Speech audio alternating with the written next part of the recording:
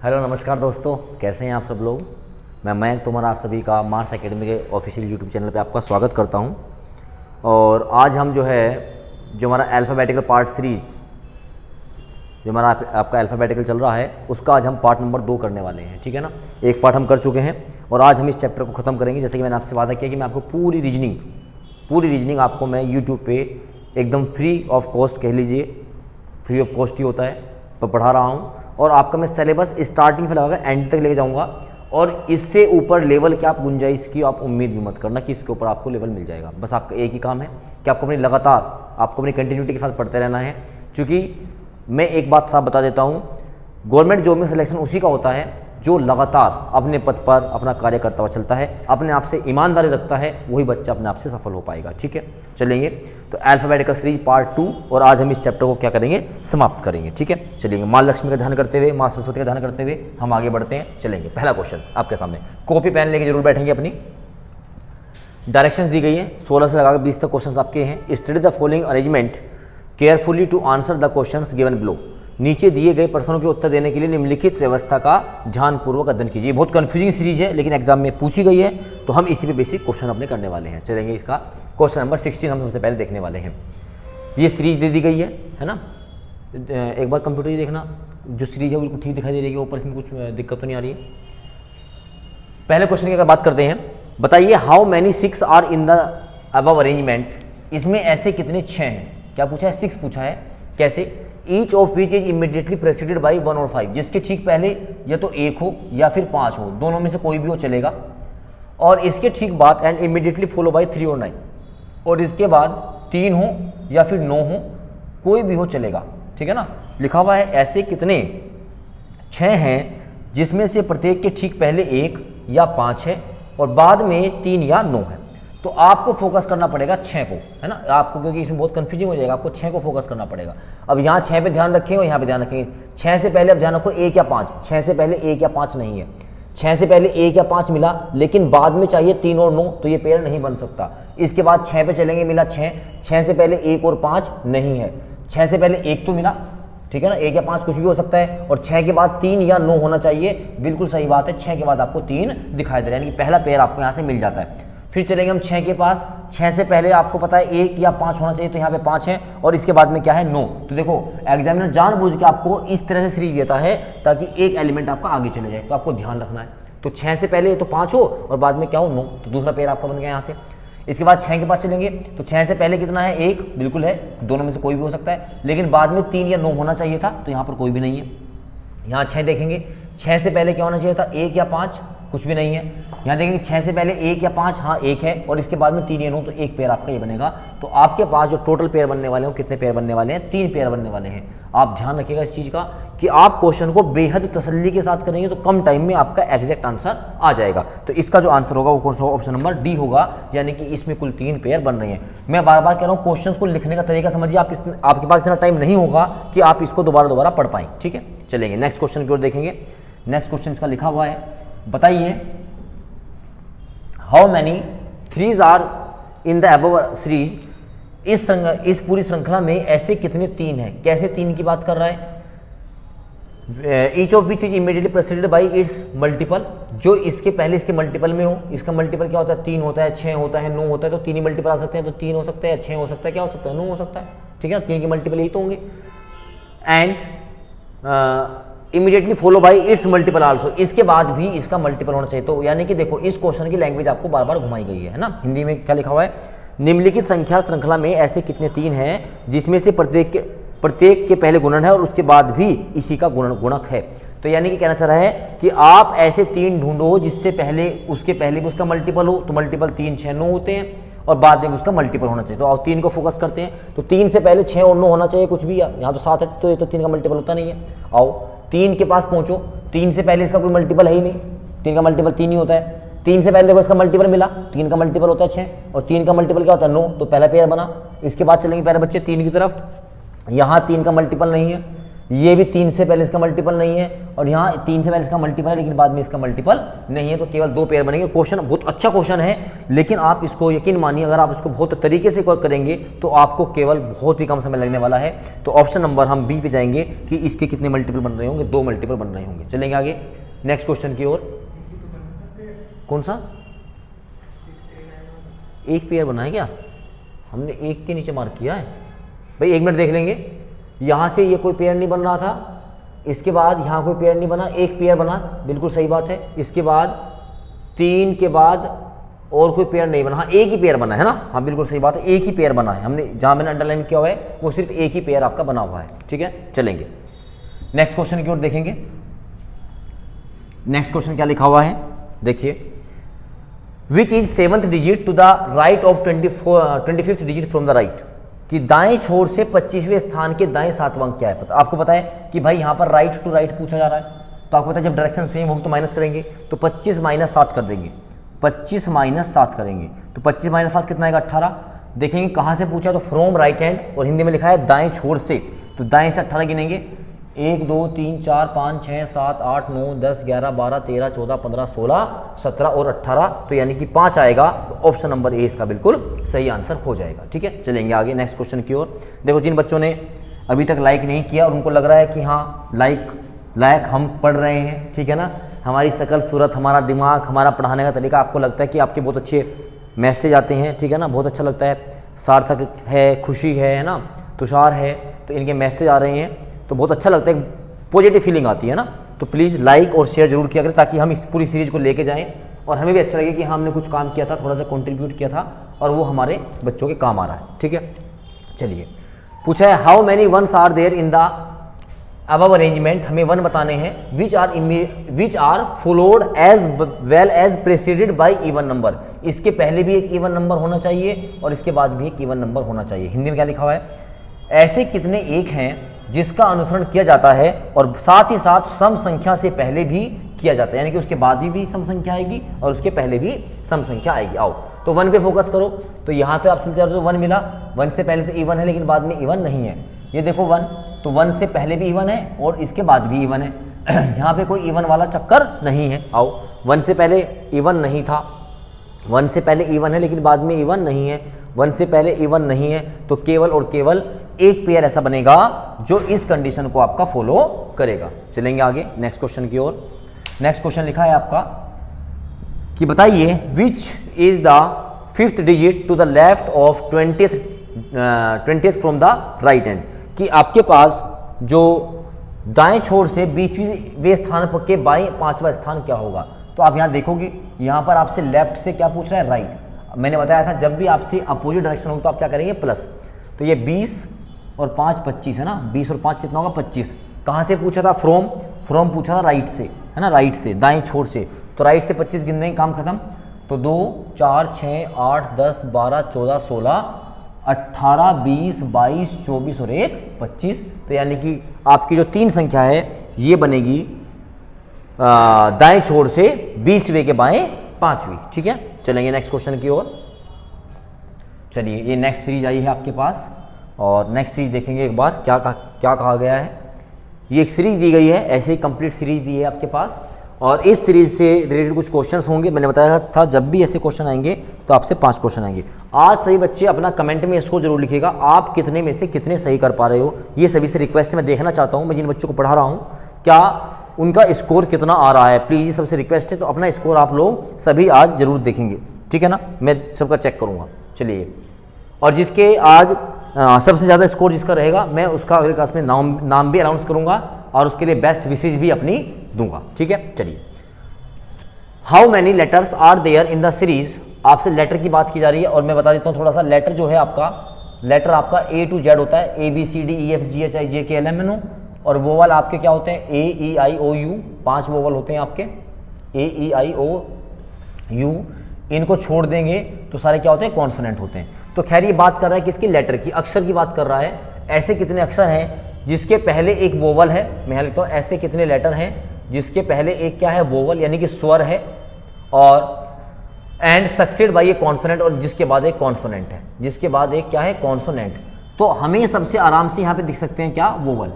तो हम फोकस करेंगे सबसे पहले वोवल को। वोवल मिल जाएगा तो उसके बाद एक लेटर चाहिए, फिर एक कॉन्सोनेंट चाहिए। आइए वोवल देखेंगे तो ए ई आई ओ यू, यहाँ से बढ़ते चलेंगे तो आपको पहला वोवल मिल गया, पहला वोवल। तो इसके बाद ई भी एक लेटर है और इसके बाद भी एक कॉन्सोनेंट है, तो यानी कि पहला पेयर बन गया ये वोवल। वोवल के बाद क्या लेटर, लेटर के बाद क्या बना कॉन्सोनेंट। आओ इसके बाद ई क्या है, एक वोवल, वोवल के बाद एक लेटर है और लेटर के बाद एक कॉन्सोनेंट है। बहुत बेहतरीन क्वेश्चन है, ध्यान रखिएगा, बच्चे इसको छोड़ेगा। वोवल, ई वोवल था, एस लेटर था और क्यू क्या था कॉन्सोनेंट था, तो दूसरा पेयर बन गया। इसके बाद ई, ई एक वोवल है, इसके बाद एक लेटर है, इसके बाद एक कॉन्सोनेंट है, तीसरा पेयर बन गया। आगे चलेंगे, ये मिला क्या वोवल, वोवल के बाद क्या मिला लेटर, लेटर के बाद क्या मिला एक कॉन्सोनेंट मिल गया। यू क्या है एक वोवल, वोवल के बाद लेटर के बाद कॉन्सोनेंट। बहुत बेहतरीन क्वेश्चन है, ध्यान रखना, बच्चे इसको 100% गलत करेगा कहीं ना कहीं आके।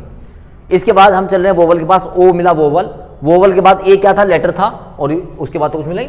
तो यानी कि आपके पास 1 2 3 और 4, आपके पास कितने हैं 4 ऐसे क्या हैं पेयर हैं। तो यानी कि ऑप्शन नंबर ई मोर देन 3। बहुत ही बेहतरीन क्वेश्चन, और जिन बच्चों का क्वेश्चन सही हुआ होगा प्लीज एक बार थम्स अप करके यस करके आप मुझे बताएंगे कि हाँ ये क्वेश्चन सर हमारा बिल्कुल सही है, ठीक है ना।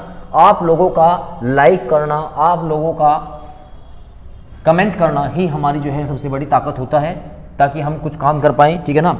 और अभी बहुत छोटा सा हमारा प्लेटफॉर्म है, लेकिन आप लोगों का इतना सहयोग रहेगा कि हम धीरे धीरे आगे बढ़ते हुए चले जाएंगे, ठीक है ना। आपका सिलेक्शन मैं करवा के मानूंगा। रीजनिंग में 35 में से 35 क्वेश्चन आपके होने वाले हैं, ठीक है, ध्यान रखिएगा। बैंकिंग लेवल की बात कर रहा हूँ मैं, बाकी एसएससी यूपी वाले तो अभी देखते जाना, तुम्हारा तो मैं हवा बना दूंगा, ठीक है, धुआं उड़ा देंगे, ठीक है। चलिए, which of the following letter is 9th from left of you, पूछा है बताइए जहां पर यू है, जहां पर क्या है यू, हिंदी में पढ़ते हैं, निम्नलिखित में से कौन सा अक्षर यू के बाएं से नोवा है। जहां पर यू है उसके लेफ्ट में 9th बताना है। यू ये रहा, यू ये रहा, आपको पता है स्टार्टिंग एलिमेंट बेशक लेफ्ट होता है, एंडिंग एलिमेंट क्या होता है राइट होता है। अगर आपको लेफ्ट आना है तो आपको लेफ्ट ऐसे आना पड़ेगा, आपको राइट है तो आपको राइट ऐसे जाना पड़ेगा। तो आपसे पूछा है यू के राइट में, है ना, यू के राइट में नोवा कितना है, तो आओ पढ़ते हैं वहां से। यू के लेफ्ट में आओ, यू का लेफ्ट ये चलेगा ना, 1 2 3 4 5 6 7 8 और ये 9, तो कौन है ई, कौन है ई। बात समझ में आई क्या।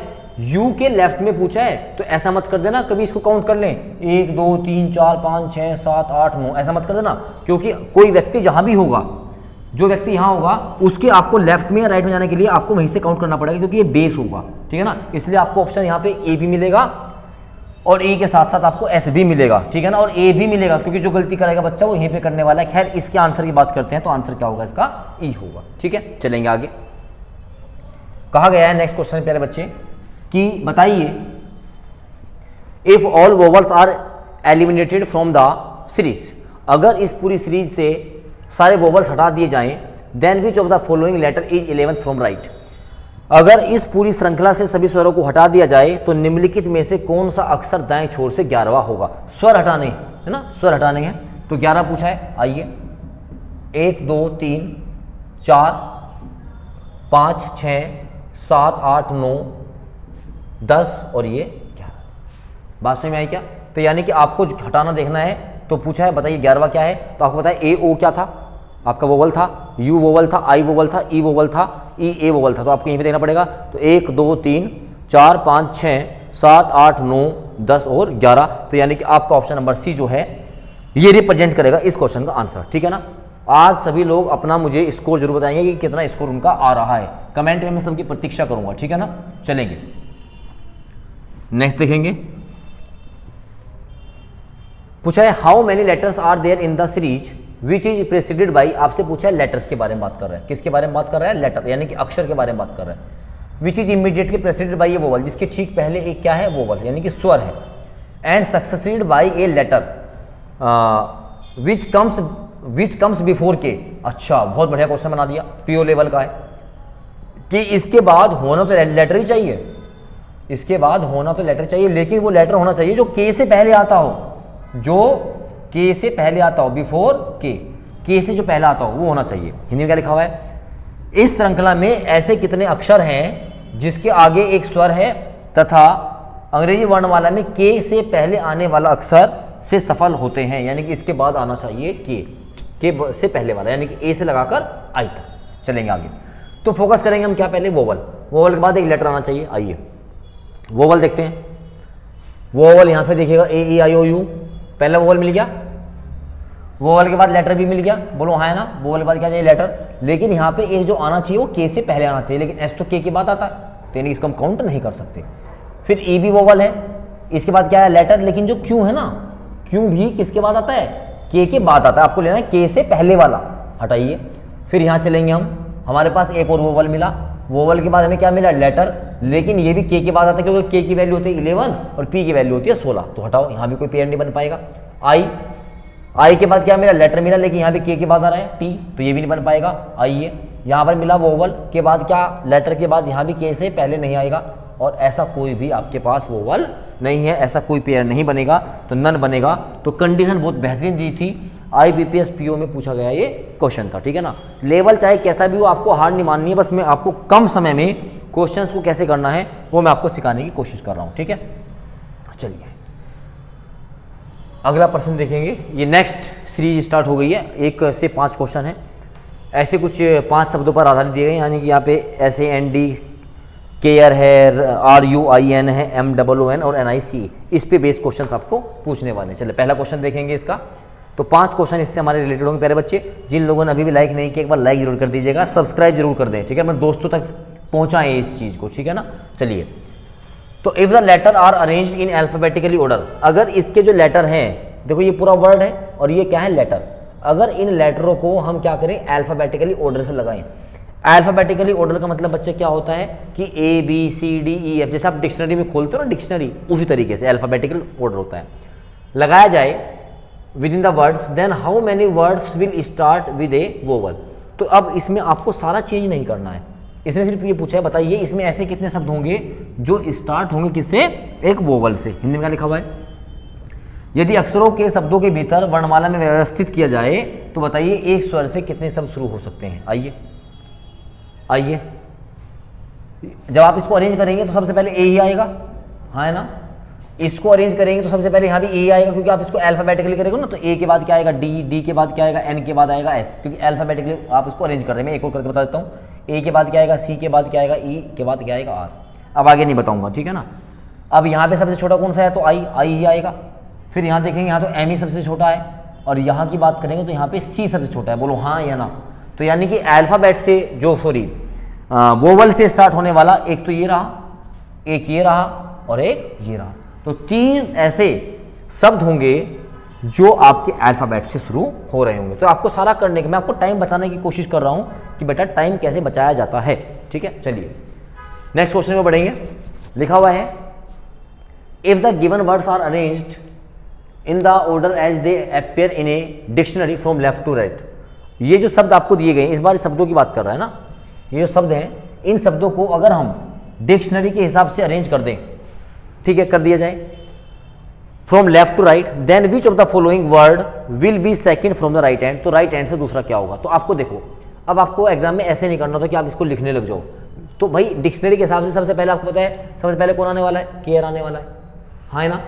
केयर के बाद कौन आएगा भाई, केयर के बाद आएगा आपका मून, मून के बाद क्या आएगा नाइस, नाइस के बाद क्या आएगा रन के बाद आएगा सेंड। बोलो हाँ है ना। मैं एक बार लिख के बता देता हूँ, क्योंकि डिक्शनरी में सबसे पहले आएगा सी केयर, केयर के बाद कौन आएगा, सी के बाद कौन आएगा एम, 13 वैल्यू होती, फिर आएगी 14 वैल्यू, फिर आएगी ये 1 नंबर पे लिख देता हूँ, ये 2 नंबर पे, ये 3 नंबर पे, ये 4 नंबर पे और ये 5 नंबर पे। जब मैं समझाने की कोशिश करूँगा समझना, ठीक है।